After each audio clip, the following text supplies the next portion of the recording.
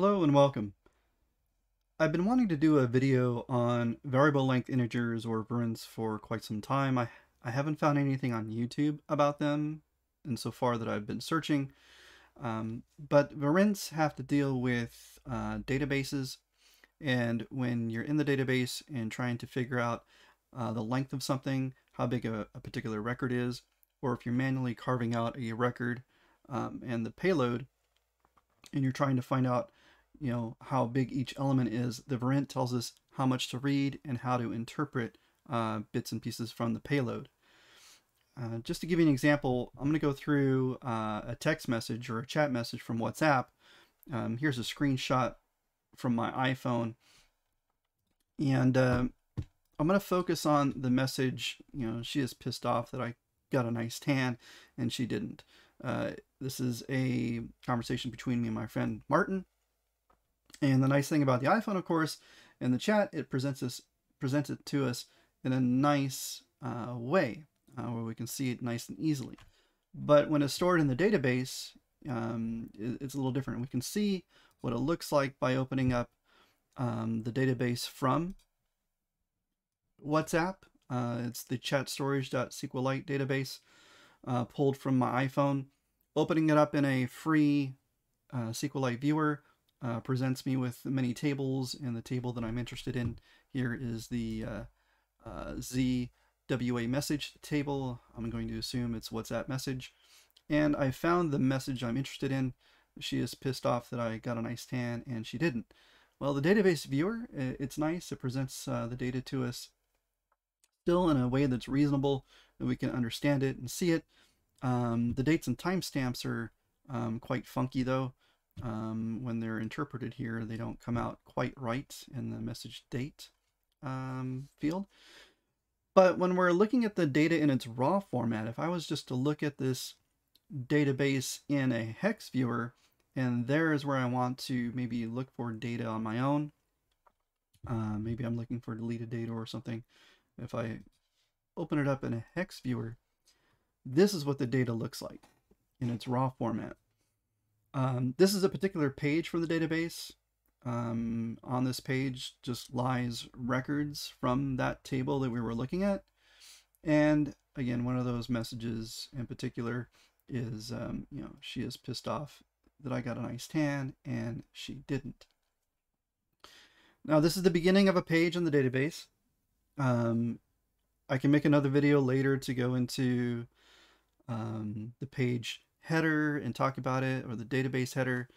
And in the main database header, there is a value that tells me how big each page is in the database. And in this particular database, each page is 4,096 bytes. At the beginning here, this type of page has an 8-byte header. And if I highlight the first 8 bytes, I can break this down a little bit. The very first byte just says, hey, what type of page is this? This is a page 0D. This type of page contains records for a table. The next 2 bytes tells us, how far do you have to go from the beginning of this page down, how many bytes, until we find the first, what's called free block. And a free block is just, basically, it's a deleted record. Where's the first deleted record? But on this page, there aren't any. Next up, we have another 2 bytes, and that tells us how many records we can expect to find on this page. There are a total of hex 1D records. So hex 1D, if we convert that to decimal, 1D 16 plus 13 is 29.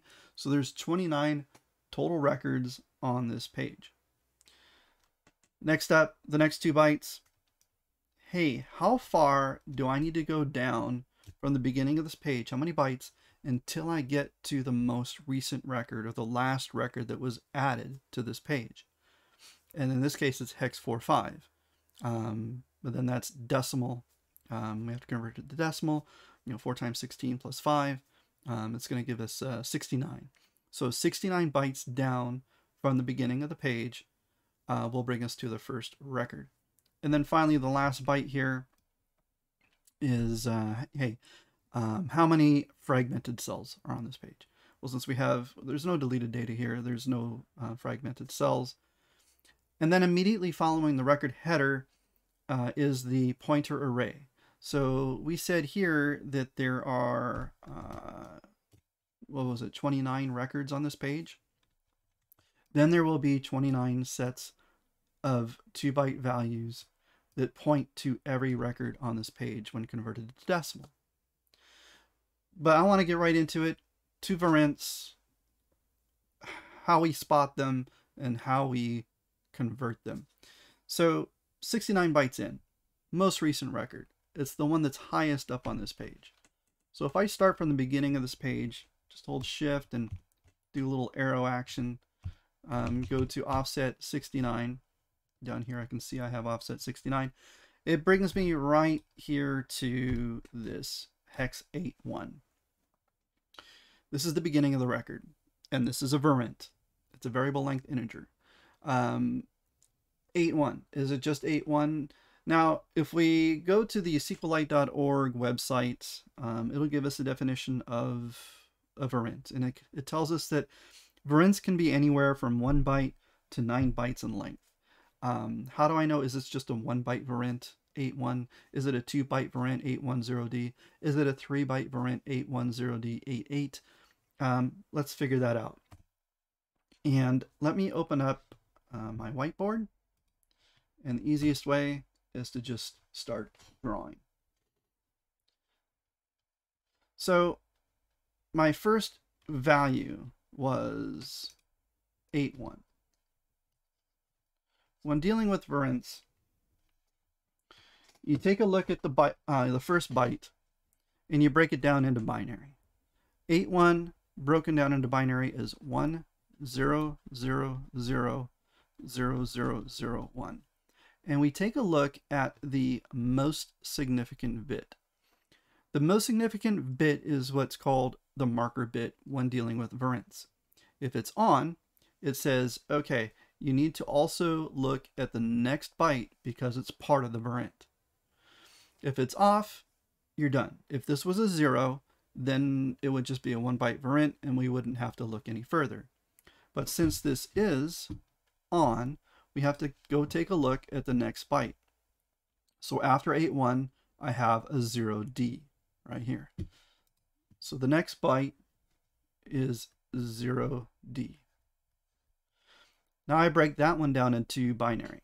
0D is 0 0 0 0, and a D is a 13. So 8, 9, 10, 11, 12, 13. And I take a look at this most significant bit. The high bit, the marker bit, is 0. It's off, so I'm done. I don't have to look any further. My entire VarInt is 810D. Now, typically, when converting values, working in hex, and dealing with digital forensics, we would think we just take 810D and we would pop it into like Windows Calculator, throw it in hex here, type in 810D, and it would give us a value of 33,037 bytes. Well, I just told you a little bit ago the whole page is 4,096 bytes. This is a huge amount of data. This is obviously wrong, and we would get the wrong answer if we just did it this way. What we have to do is, now that we've identified the VarInt, we have to convert it to the proper value so we know how much data to read. So because these most significant bits, these marker bits, are insignificant, they're not used in the calculation of the actual data, we need to get rid of them. So let's go ahead and erase the most significant bit. All right, then that leaves us with two 7-bit values, which we really can't use. We need two 8-bit values. So we need to convert these back to 8-bit values. And starting from the right, we're going to go 1, 2, 3, 4, 5, 6, 7, and we grab and steal the least significant bit from its neighbor. And that results in 10001101. And we convert that back to hex, which is 8D. Then on the left, we have 0, 0, 0, 0, 0, 0, but we're missing 2 zeros. So what we're going to do is just pad 2 in the front, and this left value is just 0, 0. So our final value converted is 008D. Now if we take that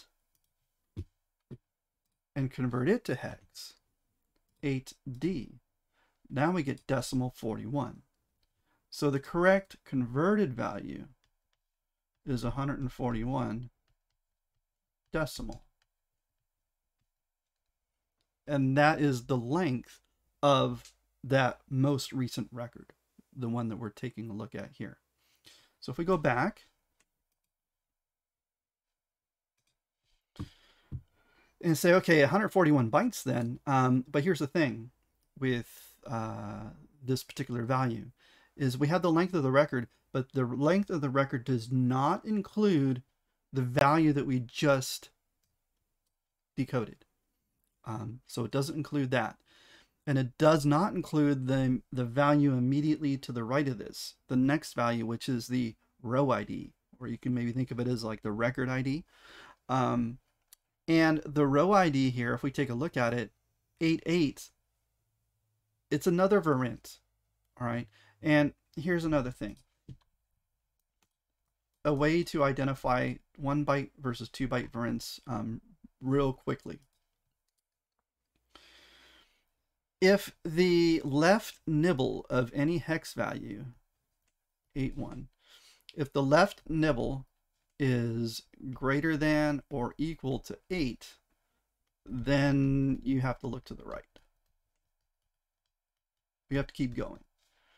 But if the left nibble is less than or, let's see, less than or equal to 7, then you are done. And the reason being is that if we have 7, say 0, 1, 1, 1, say this was 75, and then we have 0, 1, 0, 1 for hex 75, we see that this high marker position bit is off. Even if it was 0, 1, 1, 1, 1, 1, 1, 1, which is 7F, it's off. But as soon as we go past this max value, we're going to flip that bit, and it's going to become 1, 0, 0, 0, 0, 0, 0, 0, and it is now on. And it will be on for anything that is 8, 0, 8, 1, 8, 2, 9s, A's, B's, C's, D's, E's, and F's. So a quick way, again, to judge, hey, am I dealing with a 1 byte VarInt or a 2 byte VarInt, is just to look at that left nibble and make that determination. So when we come back to this, this record here, we have our VarInt that tells us how big the record is. If we then look at the next value to tell us what the row ID is, immediately looking at this first byte and looking at the left nibble of the first byte, we see that it's an 8. It's greater than or equal to 8, which means we also have to take into account the value to the right. When we look at the value to the right, it's 0F. Well, the left nibble being 0 is less than or equal to 7, so we're done. We don't look any further. So this is a 2 byte VarInt. So now if we come over here and we take 880F and we break this down into its binary equivalents, we have 1 0 0 0, 1 0 0 0, 0 0 0 0, and 1 1 1 1. Again, the most significant bits are the marker bits, so we can get rid of them. And then we need to make them whole again. 1 2 3 4 5 6 7, and we grab this guy, so the right side becomes 0F. And then we have 1 2 3 4 5 6 7 8, and then the left byte becomes 0, and what do we have here? 4. So we have 0 4 0F, and if we convert that to a decimal value.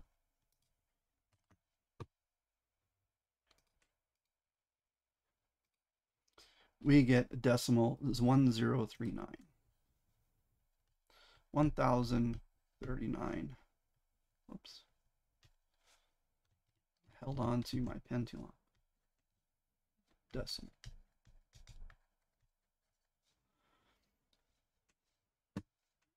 So going back to our record, the 810D, we know the whole record's 141 bytes.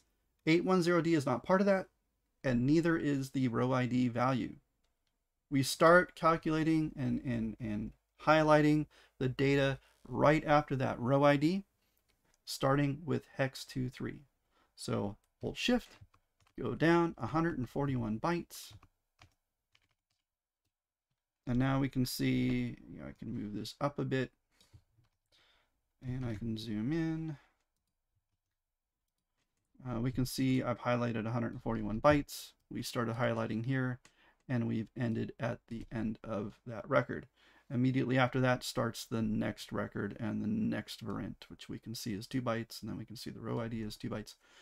Obviously, take a look here. We can see that the next record is 0880E, which would make sense because the most recent record on this page is number 1039. The one just before that would be 1038. The next step, I'll make a video. We'll go ahead and look at the record header itself and how that record header is broken down into a series of VarInts, and each one of those VarInts is going to tell us how much data to read from the payload of this record and how to interpret that data. And we can rebuild this one particular record from that table manually. Hope you enjoyed the video. Give me a like if you liked it, leave any comments, and subscribe if you want to see more of these videos in the future. Thank you.